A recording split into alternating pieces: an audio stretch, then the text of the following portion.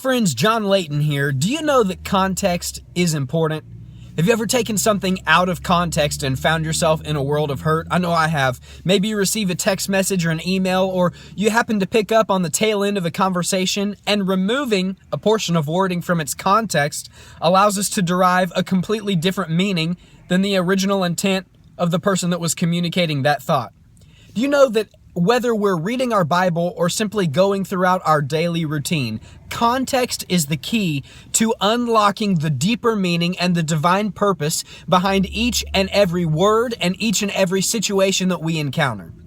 You know, context can change your emotions. It can change your thought process. For example, suppose you're driving on the interstate and all of a sudden this car who's driving manically just cuts you off and speeds off in the distance.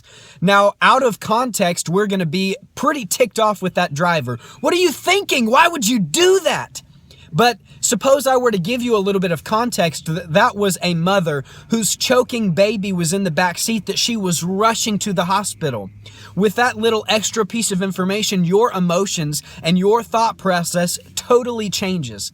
Do you know that every situation in your life has the context of God's divine purpose? But so often we remove our situations and we remove different pieces of our life from that context, and we evaluate them through the context or through the filter of our preference.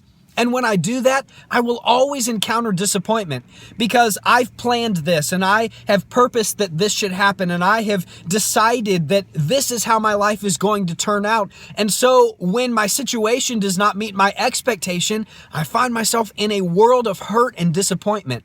But when I evaluate every single situation through the context of God's divine power and God's divine purpose, that's when I unlock the deeper meaning behind every single situation.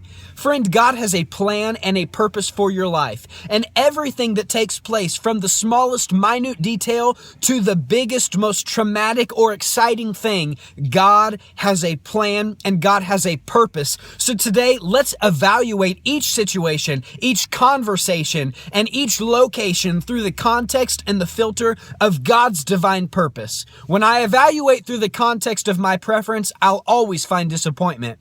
But when I evaluate through the context of God's divine purpose, that's when I find incredible amount of meaning and purpose to each and everything in my life. I hope you have an incredible day. Please share this video and invite other people to come like this page. I look forward to seeing you tomorrow.